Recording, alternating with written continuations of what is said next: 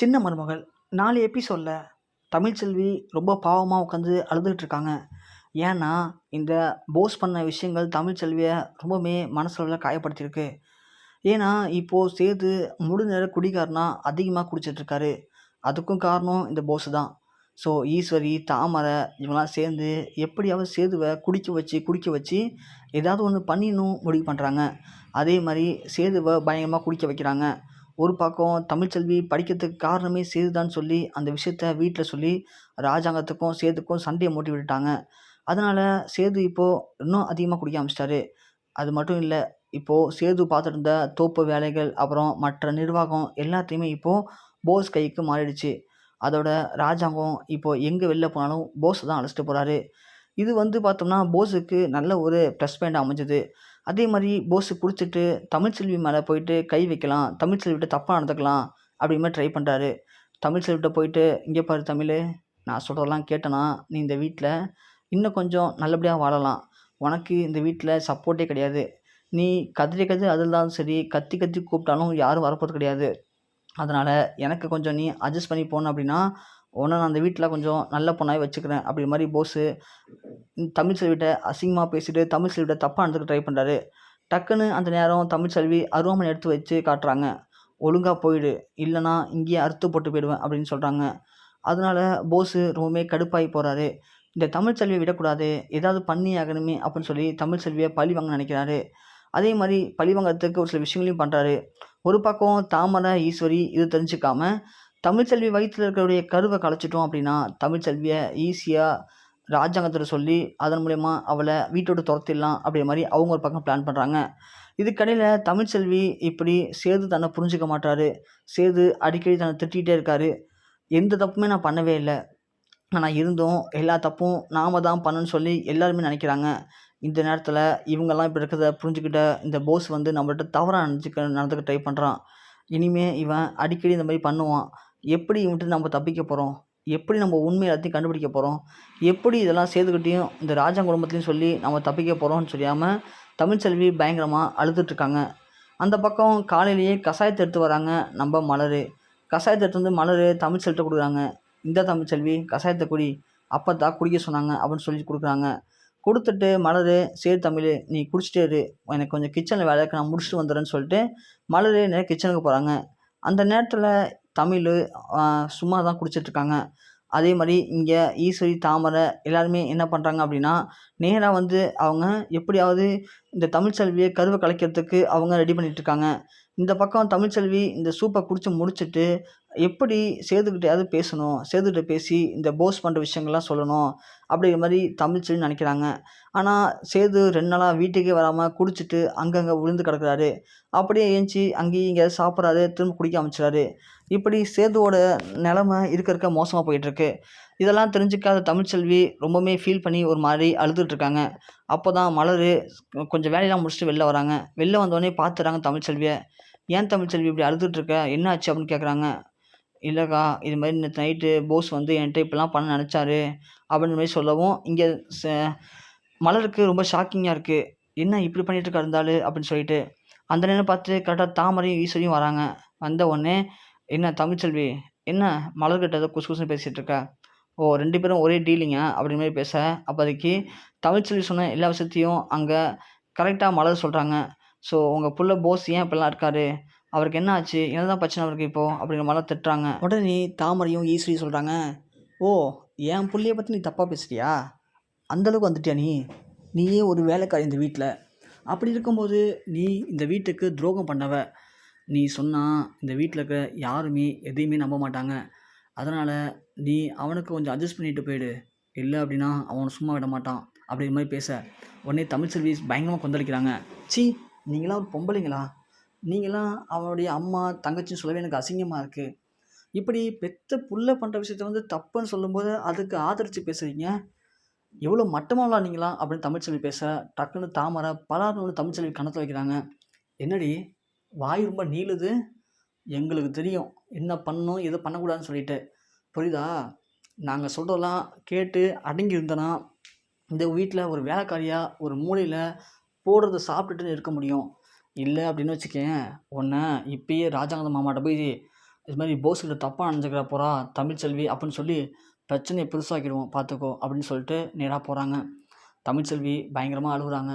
மலர்கிட்ட சொல்கிறாங்க, பாருக்கா அந்த போஸ் வந்து என்கிட்ட தப்பாக எழுத ட்ரை பண்ணார். ஆனால் இவங்க அதை கூட புரிஞ்சுக்க மாட்றாங்க. ஒரு பொண்ணாக இருந்துக்கிட்டு என்னோடய பொண்ணுடைய வாழ்க்கையை கெடுக்கிறதுல இவங்களுக்கு அப்படி என்ன சந்தோஷம்? இவங்க குடும்பத்தில் நான் அப்படி என்ன பிரச்சனை பண்ணேன்? அப்படிங்கிற மாதிரி தமிழ் மலர்கிட்ட ரொம்ப ஃபீல் பண்ணி பேசுகிறாங்க. அப்போ தான் மலர் சொல்கிறாங்க, ஐயோ தமிழ்ச்செல்வி, நீ ஒன்றும் பயப்படாத, ஃப்ரீயாக விடு. அவங்க என்ன பிரச்சனை பண்ணாலும் உனக்கு எதுவுமே ஆகாதுமா, நான் இருக்கேன் அப்படின்னு சொல்ல, தமிழ்ச்செல்வி, இல்லைக்கா அவங்க போய் என்னை 1க்கு 2 சேதுக்கிட்டேயும் ராஜாங்க மாமாட்டையும் சொல்லுவாங்க. அவங்களுக்கு ஏற்கனவே என் மேலே இருக்கிற கோவத்தில் இன்னும் கொஞ்சம் அதிகமாக கோவப்படுவாங்க. நான் எது சொன்னாலும் அவங்க நம்ப போகிறது கிடையாதுல்ல அப்படின்னு சொல்ல, இல்லை தமிழ்ச்செல்வி, நேற்று நான் மால்லேருந்து பார்த்தேம்மா, போஸ் வந்து உங்ககிட்ட என்ன பண்ணாருன்னு சொல்லிட்டு. இங்கே பாரு, நான் அதை வீடியோ கூட எடுத்து வச்சுருக்கேன். இதை கண்டிப்பாக நான் சேதுகிட்ட காட்டுறேன். காட்டினா இந்த ஆட்டத்துக்கெல்லாம் ஒரு முடிவு கிடைக்கும் அப்படின்னு சொல்கிறாங்க.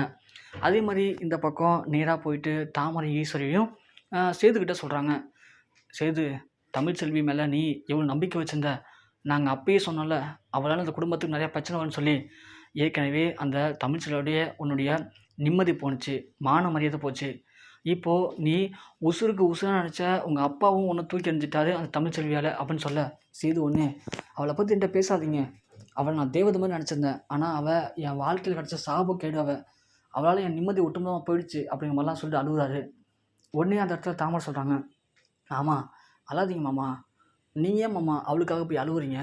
அவள் இப்போது என்ன காரியம் பண்ணிக்கா தெரியுமா? நீங்கள் தான் நினச்சிட்ருக்கீங்க அவள் மேலே அவ்வளோ அன்பு வச்சுருக்கீங்க.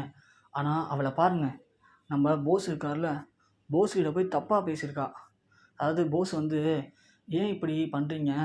உங்களால் பாருங்கள் சேது அண்ணன் எவ்வளோ கஷ்டப்படுறாரு. நீங்கள் இந்த வீட்டில் இருக்க வரைக்கும் அவருக்கு நிம்மதியே இருக்காது. நீங்கள் 2 பேரும் காதலிச்சு திரும்ப பண்ணிக்கிட்டீங்கல்ல, அவர் சந்தோஷமாக இருக்கணும்னா கொஞ்ச நாளைக்கு அவர் கண்ணில் படாமல் நீங்கள் இருங்க. இல்லைனா உங்கள் வீட்டுக்கு போயிடுங்க. உங்களை பார்க்கும்போதெல்லாம் அண்ணன் நினச்சி ஃபீல் பண்ணி குடிக்கிறான் அப்படின்னு சொல்ல, அதுக்கு போஸ்கிட்ட தமிழ்ச்செல்வி ஒரு மாதிரி பேசியிருக்கா. எனக்கு வந்து சேதுவை விட இப்போ ஒன்றை தான் பிடிச்சிருக்கு, நீங்கள் என்னை கல்யாணம் பண்ணிக்கிறீங்களா அப்படிங்கிற மாதிரி சேதுக்கிட்ட ஒரு மாதிரி போஸுக்கிட்ட அசிங்கமாக பேசியிருக்காப்பா தமிழ்ச்செல்வி. அதுக்குள்ள என்ன தெரியுமா காரணம்? உங்ககிட்ட இவ்வளோ நாளைக்கும் அந்த பவர்லாம் இருந்துச்சுல்ல, இப்போது மாமா அந்த பவர் தூக்கி போஸ்ட்டை கொடுத்துட்டாங்க. அதனால் போஸுக்கிட்ட ஒரு மாதிரி தப்பு தப்பாக பேசியிருக்காங்க தமிழ்ச்செல்வி. இவெல்லாம் குடும்ப பொண்ணா சேது அப்படிங்க. சேதுக்கு பயங்கர கோவம் வருது. என்ன இப்படி பேசினால அப்போது அவள் ஒரு மாதிரி தான். அப்போது இவ்வளோ நாள் என்கிட்ட அந்த பவருக்கையும் அந்த பணத்துக்காக தான் பழகினால அப்படின்னு சொல்லிட்டு சேது போதையில் நேராக போய் தமிழ்ச்செல்வியை பலான்னு அறையிறாரு. ஏண்டி, உன் மேலே நான் எவ்வளோ நம்பிக்கை வச்சுருந்தேன், ஆனால் நீ போய் போஸுக்கிட்ட தவறாக பேசியிருக்க, தப்பாக நடந்துக்க ட்ரை பண்ணியிருக்க. சி, நீலாம் ஒரு பொண்ணா? அப்போது இந்த வீட்டில் இருக்கக்கூடிய காசுக்கும் சொத்துக்கும் ஆசைப்பட்டு தான் நீ என்னை கல்யாணம் பண்ணிக்கிட்டியா? அப்போது உனக்கு சொத்து தான் பெருசா? அப்போது அதிகாரமும் பவரும் யார்கிட்ட இருக்கோ, யார்கிட்ட பணம் இருக்கோ அவங்கள்ட்டலாம் போய் படிப்பியா? அப்படிங்கிற மாதிரி ரொம்ப பச்சையாக கொச்சையாக பேசுகிறாரு நம்ம சேது. தமிழ்ச்செல்வி அழுகுறாங்க. ஏங்க, நேற்று என்ன நடந்துச்சு தெரியுமா உங்களுக்கு? அவங்க சொல்கிறான்னு சொல்லி என்கிட்ட பேசுகிறீங்களேங்க, நான் சொல்கிறத கேளுங்கன்னு சொல்ல, பேசாதடி நீ ஃபஸ்ட்டு, நீ சொல்லி நான் கேட்ட வரைக்கும் போதும், உன் பேச்சை கேட்டு தாண்டி நான் இந்த நிலைமை நிற்கிறேன் அப்படிங்கிற மாதிரி சேது திரும்பவும் தமிழ்ச்செல்வி அறைய போகிறாரு. அப்போதைக்கு நேராக கருப்பு வந்துடுறாங்க. கருப்பு வந்து, மாப்பிள்ளை என்ன காரியம் பண்ணுற மாப்பிள்ளை, நீ உனக்கு என்ன பைத்தியம் பிடிச்சிச்சா? குடிச்சு உனக்கு மூளை மங்கி போச்சு போல மாப்பிள்ளை அப்படின்னு சொல்ல, விடுமாமா, உனக்கு என்ன நடந்துச்சு தெரியுமா? இங்கே என்ன நடந்துச்சு தெரியுமா? போஸ்கிட்ட போய் அவள் என்ன பேசுகிறா தெரியுமா? ஷோ, எனக்கு அதெல்லாம் சொல்லி வாய் கூசுது, விடுமாமா, இவளை நான் இன்றைக்கி இங்கேயே வெட்டி போட்டுறேன் அப்படிங்கிற மாதிரி சேது சொல்ல, அதான் மாப்பிள்ளை, யார் இது சொன்னாலும் நீ அப்படியே கேட்டுரு. உங்களுக்கும் உங்கள் அப்பாவுக்கும் இந்த குடும்பத்துக்கும் தாமரை சொல்கிறதுக்கும் தமிழ் தான் இழிச்சவாயி. அவங்க எது சொன்னாலும் நீ நம்பிடுற. அதனால தான் தமிழ்ச்செல்வி இப்படி பார்க்க நீனு. இங்கே பாரு, மலர் வந்து என்கிட்ட வீடியோ காட்டினாங்க, இந்த வீடியோ பார்த்தா உனக்கே புரியும் பாரு அப்படின்னு சொல்லி மலர் காட்டின வீடியோவை கருப்பு சேதுகிட்ட காட்டுறாரு. அதில் நம்ம போஸ் தான் வந்து தமிழ்ச்செல்விட்ட தவறாக பேசுகிறாங்க. தவறாக பேசிட்டு மட்டும் இல்லாமல் தமிழ்ச்செல்வி மேலே கை வைக்க போகும்போது அவங்க அருவாமனை எடுத்து கழுத்தில் வச்சது, இதெல்லாம் பார்த்தவொடனே சேது அதிர்ச்சி அடையாரு. அடித்த போதை எல்லாம் தெரிஞ்சிடுது. அப்போது திட்டம் போட்டு தான் போஸும் இந்த ஈஸ்வரி தாமரெலாம் சதி பண்ணுறாங்களா? அப்போது தமிழ்ச்செல்வி மேலே தப்பு இல்லையான்னு சொல்கிறாங்க. அப்போ தான் கருப்பு சொல்கிறாரு, மாப்பிள்ளை இந்த விஷயம் மட்டும் இல்லை, ஆரம்பத்துலேருந்து தமிழ்ச்செல்வி மேலே சொல்கிற எல்லா குற்றச்சாட்டுக்கும் தமிழ்ச்செல்வி காரணம் கிடையாது. எல்லாமே உங்கள் வீட்டில் இருக்கவங்க பண்ணுறது தான். நீ தவறாக புரிஞ்சுட்டு தமிழ்ச்செல்வி மேலே கோவத்தை காட்டிகிட்டு இருக்கீங்க. நீ போய் இந்த தாமரை, ஈஸ்வரி, சாவித்திரிலாம் 4 வெளியூர் வெளுத்தன்னு வச்சுக்கயேன், கண்டிப்பாக உண்மை தெரிஞ்சிடும் மாப்பிள அப்படின்னு கருப்பு சொல்ல, நேராக சேது போகிறாரு. போஸை போய் 4 அறை விட்றாரு. போஸு நடந்த எல்லாத்தையும் சொல்கிறான். என்னை மன்னிச்சிடுண்ணா அப்படின்னு சொல்கிறான். அப்போ தான் சேதுக்கு புரியுது. அப்போது இந்த வீட்டில் தமிழ்ச்செல்வி இந்த வீட்டை பிரிக்க நினைக்கல, இந்த வீட்டில் இருக்கவங்க தான் இந்த குடும்பத்தை 2ஆக பிரிக்க நினைக்கிறாங்கன்னு சொல்லி சேதுக்கு எல்லா விஷயம் புரிஞ்சு கதறி அழுகுறாரு. தமிழ் கால் வந்து விழுந்து மன்னிப்பு கேட்குறாரு. என்னை மன்னிச்சிரு தமிழ், உன் மேலே நான் எவ்வளோ அன்பு வச்சுருந்தேன், மரியாதை வச்சுருந்தேன். ஆனால் எல்லாத்தையும் இந்த அளவுக்கு மோசமாக மாற்றினது அவங்க பண்ண இந்த தவறான விஷயம்தான். என்னை மன்னிச்சிரு தமிழ் அப்படின்னு சொல்லி சேது காலில் விழுந்து மன்னிப்பு கேட்குறாரு. அப்போ தான் தமிழ்ச்செல்வி சொல்கிறாங்க, எனக்கு தெரியுங்க நீங்கள் என்னை புரிஞ்சுப்பீங்கன்னு சொல்லிட்டு, ஆனால் நீங்கள் மட்டும் இதை புரிஞ்சிக்காமல் இருந்தீங்க அப்படின்னா கண்டிப்பாக நான் தூக்கு மாடி செத்துலாம் ட்ரை பண்ணாங்க அப்படின்னு சொல்ல, சேது ஒன்று, தமிழ் நீ என் தேவதை தமிழ், நீ என்னுடைய வாழ்க்கைக்கு எல்லாமே நீ தான், நீ இல்லாத வாழ்க்கையால நினச்சி விட பார்க்க முடியாது, அப்படி மட்டும் நீ இதனால் தவறாக இதாக பண்ணியிருந்த அப்படின்னா கண்டிப்பாக உன் கூட சேர்ந்து நானும் செத்துருப்பேன் தமிழ்னு சொல்லி சேது தமிழை கட்டி பிடிச்சிட்டு அழுகுறாரு.